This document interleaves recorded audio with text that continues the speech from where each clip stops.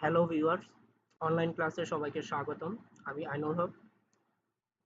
আজকে আমরা ষষ্ঠ শ্রেণীর গণিত বইয়ের সূত্র বুঝি এই অধ্যায়টি নিয়ে আলোচনা করব। তো এটি হচ্ছে একটি বড় অধ্যায়।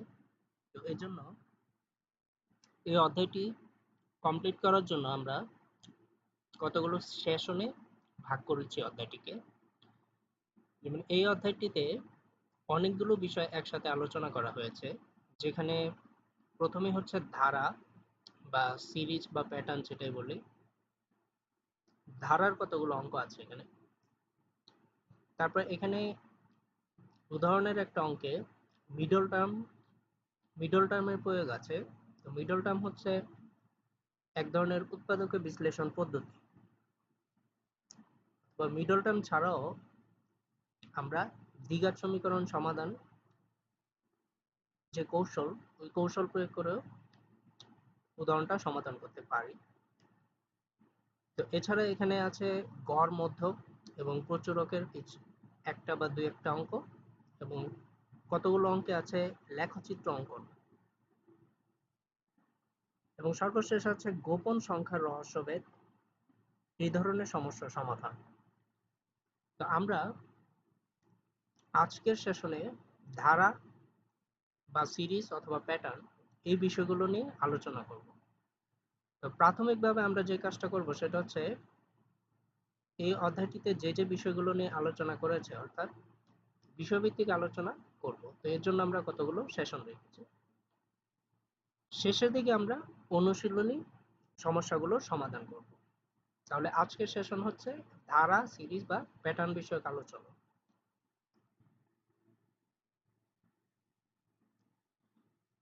তাহলে প্রথমে যদি আমরা ধারা নিয়ে আলোচনা করি, তাহলে ধারা হচ্ছে যে কতগুলো সংখ্যা বা বর্ণ যখন একটা নির্দিষ্ট নিয়মে পরপর আসতে থাকবে এবং এভাবে চলতে থাকবে, তখন সেটা হচ্ছে ধারা। অর্থাৎ কতগুলো সংখ্যা বা বর্ণ একটা নির্দিষ্ট নিয়মে পরপর আসতে থাকবে। তো আমাদের কাজ হচ্ছে একটা ধারা বা প্যাটার্ন অথবা কোনো সিরিজ যখন থাকবে, তখন ওই নির্দিষ্ট নিয়মটাকে আমাদেরকে ধরতে হবে বা বুঝতে হবে যে কোন নিয়মে সংখ্যাগুলো বা বর্ণগুলো আসছে। যখন আমরা নিয়ম বা কৌশলটা বুঝতে পারবো, তখনই আমরা এই সমস্যাটা সমাধান দ্রুত করে ফেলতে পারবো বা সমাধান করে ফেলতে পারবো। তো ধারা হচ্ছে দুই রকম, একটা হচ্ছে শান্ত ধারা আর একটা হচ্ছে অনন্ত ধারা। তো শান্ত ধারা হচ্ছে যখন কোনো ধারা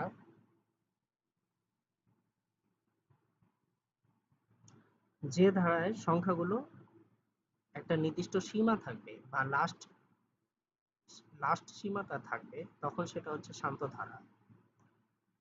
অনন্ত ধারা হচ্ছে যখন যে সংখ্যাগুলো আসবে পরপর, সেগুলার নির্দিষ্ট কোনো সীমা থাকবে না এবং সেগুলা একটার পর একটা আসতেই থাকবে, তখন সেই ধরনের ধারা হচ্ছে অনন্ত ধারা। তো শান্ত ধারা যদি আমি চিন্তা করি, তো শান্ত ধারা প্রাথমিকভাবে শান্ত ধারা দুই রকম হয়। সেটা হচ্ছে একটা হচ্ছে সমান্তর ধারা আর একটা হচ্ছে গুণোত্তর ধারা। তো সমান্তর ধারা কি?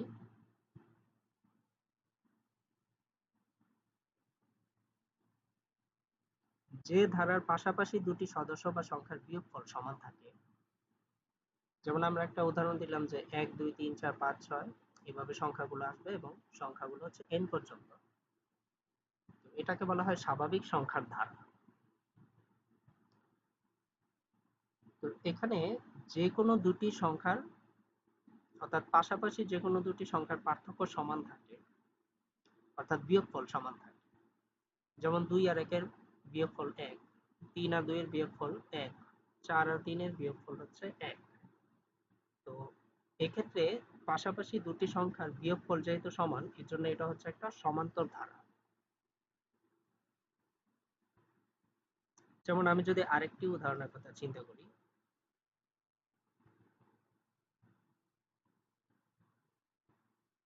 ১, ৩, ৫, ৭, ৯ যেটা হচ্ছে বেজোড় সংখ্যার ধারা।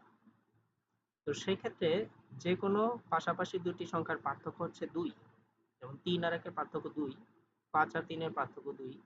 তেমনি যে কোনো দুইটা পাশাপাশি সংখ্যার পার্থক্য হচ্ছে ২। তো এজন্য এই ধারাটি হচ্ছে সমান্তর ধারা। তেমনি জোড় সংখ্যার ধারা যদি আমি চিন্তা করি 2, 4, 6 এভাবে যদি সংখ্যাগুলো আসে তাহলে এক্ষেত্রেও যেকোনো দুটি সংখ্যার পাশাপাশি যেকোনো দুটি সংখ্যার পার্থক্য হচ্ছে 2। তো এটাও হচ্ছে একটা সমান্তর ধারা।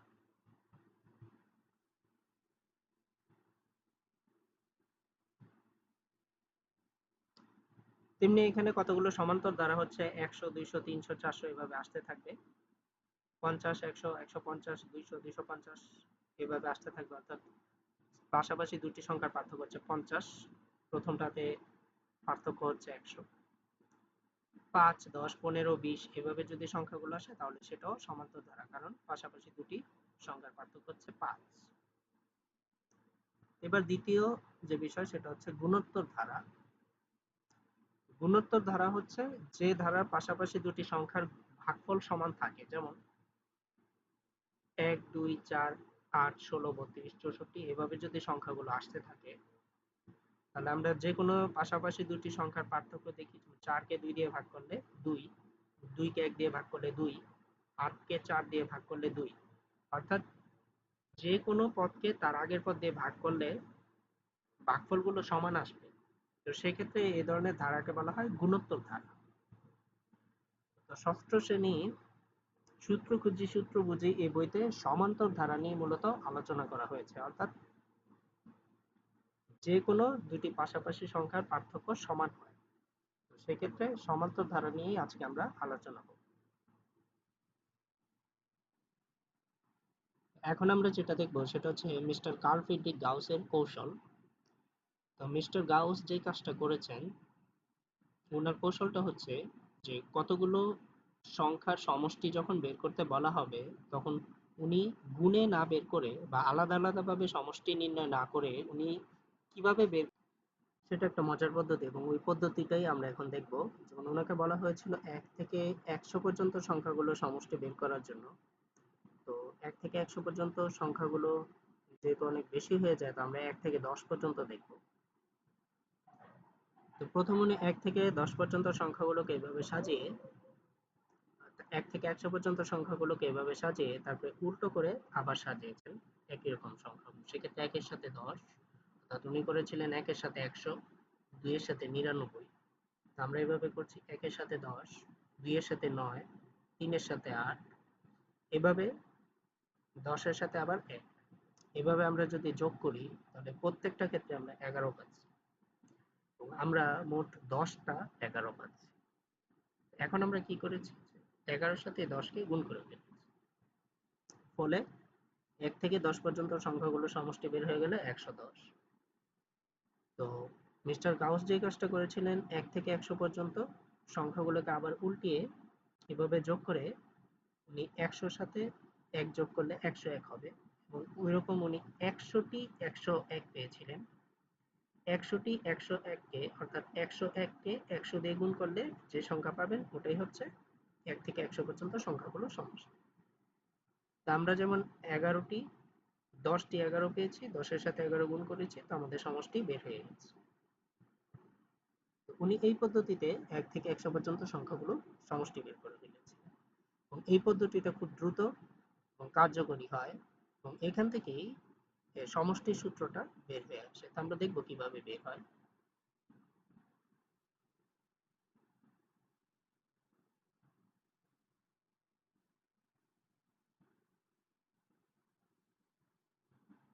অর্থাৎ 1 থেকে 10 পর্যন্ত সংখ্যাগুলো একবার যোগ করলে তাদের সমষ্টি হবে 110 কে যখন আমি 2 দিয়ে ভাগ করব, কারণ হচ্ছে আমরা প্রথম 1 থেকে 10 পর্যন্ত সংখ্যাগুলো লিখে আবার উল্টিয়ে 10 থেকে 1 পর্যন্ত লিখেছি। মানে আমরা যে 11 পেয়েছি সেই ক্ষেত্রে 1 থেকে 10 পর্যন্ত সংখ্যাগুলো দুইবার যোগ হয়েছে। উপরে নীল কালিতে একবার, আবার গোলাপি কালিতে আরেকবার। তো সেই ক্ষেত্রে আমাদেরকে কি করতে হবে, 2 দিয়ে ভাগ করতে হবে। অর্থাৎ যেহেতু দুইবার যোগ হয়েছে 2 দিয়ে ভাগ করলে আমরা একবারের সমষ্টি পাবো। অর্থাৎ 1 থেকে 10 পর্যন্ত সংখ্যাগুলো একবার যোগ করলে যে সমষ্টি পাওয়া যাবে সেটা পাবো। এর জন্য আমরা 2 দিয়ে ভাগ করেছি। তো আমাদের সমষ্টি হবে 110 ভাগের 2 অর্থাৎ 55। অর্থাৎ 1 থেকে 10 পর্যন্ত সংখ্যাগুলো একবার যোগ করলে সমষ্টি হচ্ছে 55। তো কার্ল ফ্রিডরিখ গাউস একই কাজ করেছিলেন, অর্থাৎ 1 থেকে 100 পর্যন্ত সংখ্যাগুলোকে আবার উল্টিয়ে 100 থেকে 1 পর্যন্ত লিখে যোগ করে যে সংখ্যা পেয়েছেন 101, তাকে 100 দিয়ে গুণ করে আবার 2 দিয়ে ভাগ করেছেন। তো সেক্ষেত্রে সমষ্টি ভাগ করার পর যেটা হবে সেটাই। এখন আমরা যদি এটা সমষ্টির সূত্র সাথে তুলনা করি,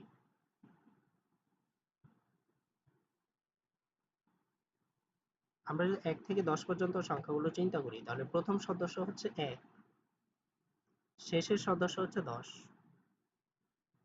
এবং সদস্য বা পদ সংখ্যা হচ্ছে 10, অর্থাৎ আমাদের সংখ্যা বা ডিজিট হচ্ছে 10টি, এজন্য পদ সংখ্যা হচ্ছে 10। আমরা যে সমষ্টি সূত্র দেখি যে প্রথম পদের সাথে শেষ পদ যোগ করেছি, যেহেতু আমরা কার্ল ফ্রিডরিখের যে পদ্ধতিটা, অর্থাৎ প্রথমবার 1 এর সাথে উনি 10 যোগ করেছেন, প্রথম পদের সাথে শেষ পদ যোগ করেছেন। আমরা সমষ্টি সূত্রের ক্ষেত্রে প্রথম পদের সাথে শেষ পদ যোগ করেছি, যোগ করে আমরা কি করেছি, পদ সংখ্যা দিয়ে গুণ করেছি। যেমন এখানে আমরা 10 দিয়ে গুণ করেছিলাম, অর্থাৎ 10টি সংখ্যা, এই জন্য 10 দিয়ে গুণ করেছি। যে সমষ্টি বের হয়েছে 11, 10টি বের হয়েছিল, এজন্য 10 দিয়ে গুণ করেছি। অর্থাৎ পদ সংখ্যা দিয়ে প্রথম পদ আর শেষ পদের যোগফলকে পদ সংখ্যা দিয়ে গুণ করেছি। ফলে আমাদের যে সমষ্টিটা বের হবে সেটা হচ্ছে সংখ্যাগুলো দ্বিগুণ, এজন্য আমাদেরকে আবার 2 দিয়ে ভাগ করতে হচ্ছে। আমরা যখন আবার 2 দিয়ে ভাগ করি তখন আবার শুধু সংখ্যাগুলো একবার যোগ করলে যে সমষ্টি সেটা পাওয়া যাবে। এজন্য আমাদের সমষ্টির সূত্র হচ্ছে প্রথম পদ যোগ শেষ পদ গুণ পদ সংখ্যা ভাগ হচ্ছে 2। আবার আমরা যদি গুণে গুণে বের করি তাহলে সমষ্টি পাওয়া যাবে, কিন্তু গুণে গুণে সমষ্টি বের করতে গেলে সময় বেশি লাগে। এজন্য আমরা এই সমষ্টি এই সূত্রটা ব্যবহার করে পদ সংখ্যা এবং প্রথম পদ শেষ পদ এই তিনটা ব্যবহার করে আমরা সমষ্টির সূত্রটা প্রয়োগ করি। এবার হচ্ছে আমরা দেখব যে পদ সংখ্যা যদি n হয় তাহলে n তম পদ কত, সেটা কিভাবে বের করে। আমরা সেক্ষেত্রে একটা ধারা নিয়েছি, সে ধারাটা হচ্ছে 1, 3, 5, 7, 9, 11, অর্থাৎ বেজোড় সংখ্যা সমূহের ধারা। আমাদের প্রশ্ন হচ্ছে ধারাটির 30তম পদ কত, সেটা আমরা বের করব। যেহেতু সংখ্যাগুলো বেজোড় সংখ্যাগুলো আসছে, অর্থাৎ প্রতিটি পাশাপাশি দুইটি সংখ্যার পার্থক্য হচ্ছে 2, তো এভাবে যদি আমরা 11 সাথে 2 যোগ করি পরবর্তী সংখ্যা আমরা পাবো 13, আবার 13 সাথে 2 যোগ করলে আমরা পরবর্তী সংখ্যা পাবো 15। এভাবে যদি আমরা গুণে গুণে বের করি তাহলে কিন্তু আমাদের 30তম পদটা বের হবে। আমরা দেখাচ্ছি, যদি আমরা গুণে গুণে বের করি তাহলে আমাদের এভাবে 30তম পদ হবে 39, কিন্তু আমরা যদি এভাবে গুণে গুণে বের করি তাহলে আমাদের সময় বেশি লাগে। 20তম পদ হচ্ছে 39, আমাদের 30তম পদটা বের হচ্ছে 59। কিন্তু এভাবে যদি আমরা বের করি তাহলে সময় অনেক বেশি লাগবে, তাহলে আমরা সহজে কিভাবে করব।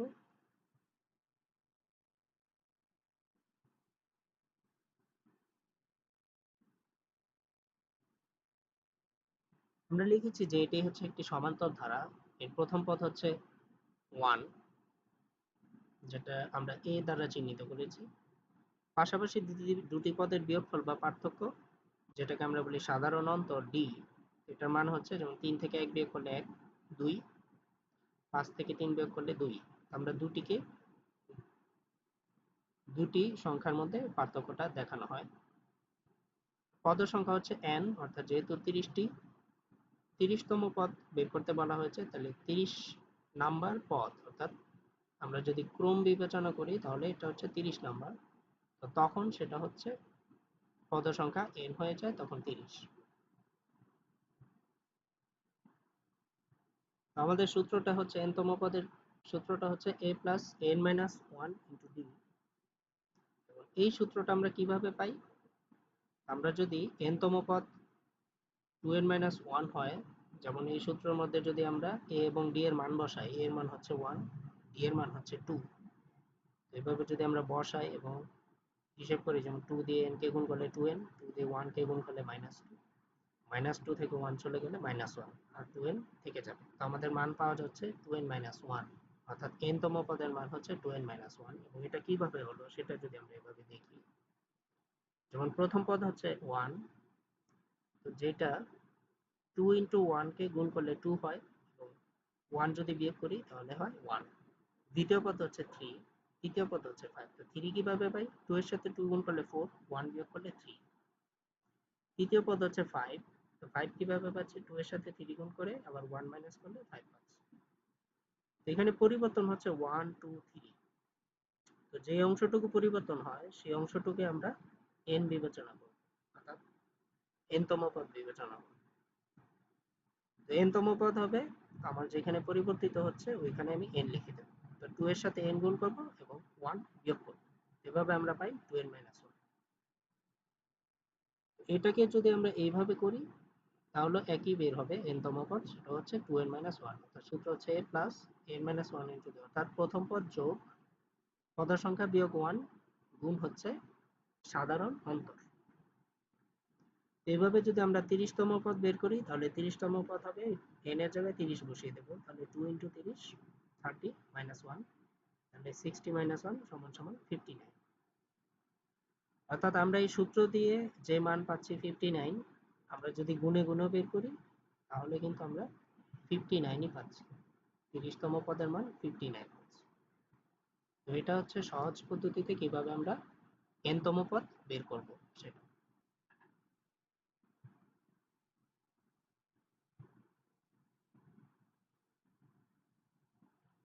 তো এখানে যে কৌশলে n তম পদ বের করা হয়েছে, এই কৌশলটা হচ্ছে যে কিভাবে গাণিতিক সূত্র বা নীতি প্রতিষ্ঠিত হয়, কোনো একটা ধারার ক্ষেত্রে কিভাবে গাণিতিক সূত্র বা নীতি বের করতে হয় সেটা হচ্ছে আমরা এই পদ্ধতিতে বের করবো। অর্থাৎ প্রথম পদ, দ্বিতীয় পদ এবং তৃতীয় পদ কোন ক্রমে আসে, কিভাবে আসে সেটা যদি আমরা বের করি এবং এইভাবে যদি n তম পদেরটাও বের করে দিই তাহলে এটাই হচ্ছে আমাদের গাণিতিক সূত্র বা নীতি। আর আমরা যদি সরাসরি n তম পদ বা কোনো নির্দিষ্টতম পদের মান বের করতে চাই তাহলে আমরা এই সূত্র প্রয়োগ করে বের করে ফেলতে পারি। এভাবেও বের করা যাবে। আবার আমরা যদি গাণিতিক সূত্র বা নীতি কিভাবে প্রতিষ্ঠিত হয় সেটাও যদি দেখাই তাহলেও বের করা যাবে।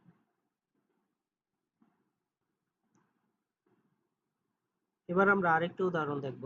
এখানে আমাদের একটা ধারা নেওয়া হয়েছে, এটা 7, 14, 21, 28 এবং 35। এটা হচ্ছে একটি সমান্তর ধারা, কারণ হচ্ছে যে কোনো দুটি পাশাপাশি পদের পার্থক্য হচ্ছে 7, অর্থাৎ সংখ্যাগুলো হচ্ছে 7 এর গুণিতক। এখন গাণিতিক সূত্রটা যদি আমরা দেখি, যে প্রথম পদ হচ্ছে 7, 7 বাই 7 কে 1 দিয়ে গুণ করলে 7 পাওয়া যায়। দ্বিতীয় পদ হচ্ছে 14, 7 কে 2 দিয়ে গুণ করলে পাওয়া যায়। তৃতীয় পদ হচ্ছে 21, 7 কে 3 দিয়ে গুণ করলে পাওয়া যায়। পরিবর্তন হচ্ছে 1 2 3 এই অংশে। তাহলে এইভাবে যদি ধারার n তম পদ বের করি তাহলে সেটা হচ্ছে 7 কে n দিয়ে গুণ করলে যেটা পাওয়া যায়। n এর ক্ষেত্রে বলা হয়েছে যে n যে কোনো তম পদের মান নির্ণয়ের ক্ষেত্রে প্রযোজ্য। n যে কোনো সংখ্যা হতে পারে, 1 2 3 4, অর্থাৎ যে কোনো স্বাভাবিক সংখ্যা। তো যততম পদ হবে n এর মান তত বসিয়ে দিলে তততম পদটা পাওয়া যাবে। এটাই হচ্ছে ধারাটির ক্ষেত্রে গাণিতিক সূত্র বা নীতি, অর্থাৎ 7 অর্থাৎ এই ধারাটির ক্ষেত্রে যদি প্রশ্ন করা হয় যে এই ধারাটির গাণিতিক সূত্র বা নীতি লিখো, তো সেক্ষেত্রে আমাদের এইভাবে আমরা বের করব এবং আমাদের এই গাণিতিক সূত্র বা নীতিটা হচ্ছে 7।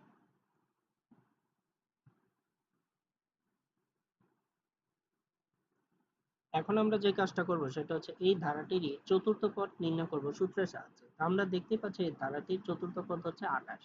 এখন সূত্রের সাহায্যে 28 বের হয় কিনা সেটা আমরা একটু যাচাই করব।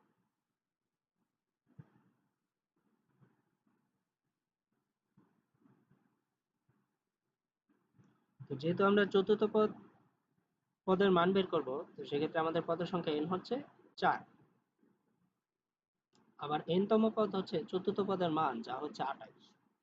অর্থাৎ n এর মান এবং n তম পদ এই দুইটা হচ্ছে আলাদা বিষয়। n এর মান যেটা পাওয়া যায় সেটা হচ্ছে পদ সংখ্যা, আর এই পদ সংখ্যা অনুযায়ী পদটির মান কত সেটা হচ্ছে আমাদের n তম পদ। যেমন চতুর্থ পদের মান হচ্ছে 28, 28 হচ্ছে n তম পদ, আর 4 হচ্ছে n এর মান অর্থাৎ পদ সংখ্যার মান। দুইটা হচ্ছে দুইটা আলাদা জিনিস।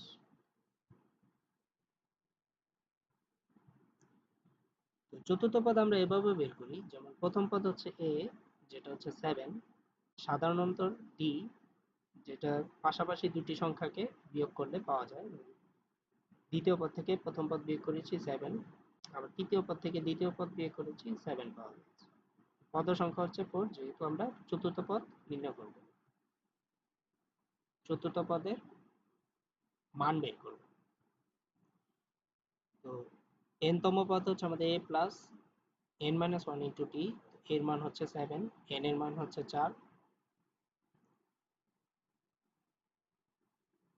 n এর মানটা আমরা পরে বসাবো, আমরা a এবং d এর মানটা বসাবো, বসিয়ে আমরা এই n তম পদের মান পেয়েছি 7n। এবার আমরা চতুর্থ পদ যদি বের করি তাহলে n এর জায়গায় 4 বসিয়ে দেবো, 4 বসিয়ে দিলে 7 আর 4 গুণ করলে 28 পাবো। আমাদের চতুর্থ পদটি 28 ছিল, আমরা 28 পেয়েছি।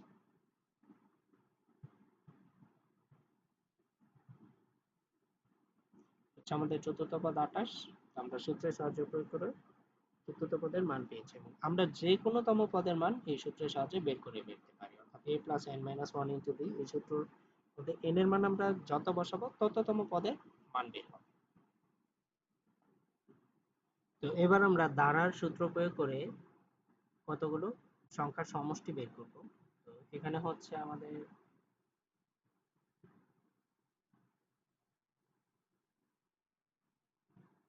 স্বাভাবিক সংখ্যার সমষ্টি বের করব। তো স্বাভাবিক সংখ্যার সমষ্টির ক্ষেত্রে আমাদের শেষ সীমা দেওয়া আছে, অর্থাৎ 1 থেকে 10 পর্যন্ত, আবার 1 থেকে 100 পর্যন্ত, এভাবে 1 থেকে 1000, 1 থেকে 1 লাখ, 10,000, 1 থেকে 1 লাখ এবং 1 থেকে 10 লাখ পর্যন্ত সংখ্যাগুলোর সমষ্টি কিভাবে বের করব সেটা আমরা দেখব এবং এগুলোর মধ্যে কোনো মিল আছে কিনা সেটা আমরা দেখব।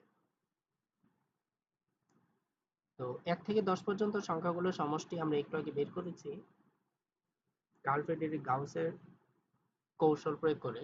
এখন আমরা আবারও এখানে দেখছি যে প্রথম পদে শেষ পদ হচ্ছে 10 এবং পদের সংখ্যা 10।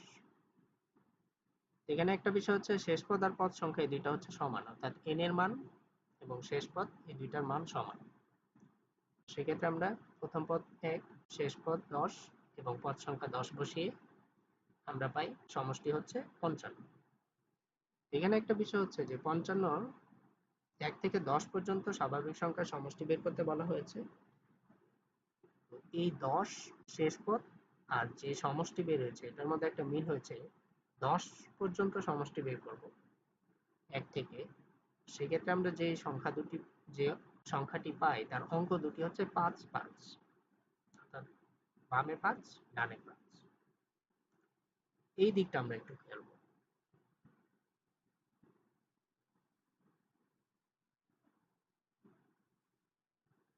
যেমন 1 থেকে 100 পর্যন্ত সংখ্যাগুলোর সমষ্টি যখন আমি বের করি তখন আমরা প্রথম পদ 1, শেষ পদ হচ্ছে 100, পদ সংখ্যাও 100 এবং 2 দিয়ে যখন ভাগ করি তখন আমরা সমষ্টি পাচ্ছি 5050।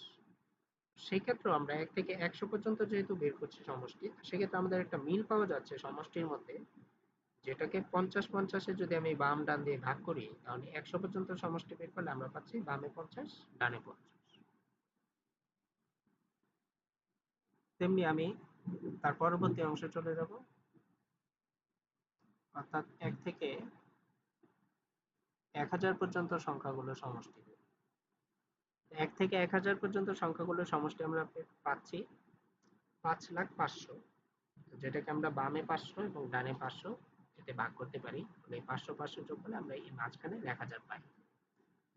অর্থাৎ আমাদের এখানে একটা অন্তমিল পাওয়া যাচ্ছে এবং সেটা হচ্ছে যে যত পর্যন্ত সমষ্টি স্বাভাবিক সংখ্যার সমষ্টি বের করবো এবং সেটা যদি সংখ্যাগুলো এমন হয় যে 10, 100, 1000, 10,000, তাহলে আমরা যে সমষ্টিটা পাবো সেটা হচ্ছে বামে এবং ডানে ভাগ করে দিলে শেষ পদের সমান পাওয়া যায়। এটা হচ্ছে এখানে মিল। তেমনি আমরা 1 থেকে 10,000 পর্যন্ত সংখ্যাগুলোর সমষ্টি বের করলে আমরা যে সংখ্যাটা পাই সেটাকে বাম এবং ডানে ভাগ করলে 5,000 5,000 পাচ্ছি। 1 থেকে 1 লক্ষ পর্যন্ত সংখ্যাগুলোর সমষ্টি বের করলে আমরা বামে 5 লাখ এবং ডানে 5 লাখ পাচ্ছি, যে সমষ্টিটা পাচ্ছি।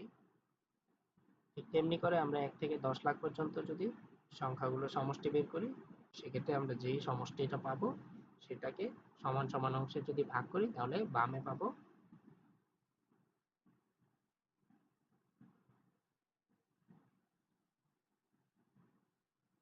5 লক্ষ এবং ডানেও পাবো 5 লক্ষ। এভাবে আমরা সূত্রের সাহায্যে সমষ্টি মান বের করলে আমরা যে সংখ্যাটা পাই সেটাকে বাম ডান অংশে ভাগ করে আমরা শেষ পদের সমান পাচ্ছি। তো সংখ্যাগুলো যদি এমন হয়, অর্থাৎ শেষ পদ যদি 10 এর গুণিতক হয়, তাহলে আমরা যে সমষ্টিটা পাবো সেই সমষ্টির ক্ষেত্রে আমরা সমষ্টির সংখ্যাটিকে বাম এবং ডানে সমান হারে ভাগ করে দিতে পারি, যাদের যোগফল আবার শেষ পদের সমান হয়। তো আজকের সেশন এইটুকুই। আজকের সেশনে হচ্ছে আমরা ধারা নিয়ে আলোচনা করেছি এবং ধারার প্রয়োগ কোন জায়গায় আছে সেটা আমরা দেখেছি। ধন্যবাদ সবাইকে আজকের সেশনে অংশগ্রহণ করার জন্য।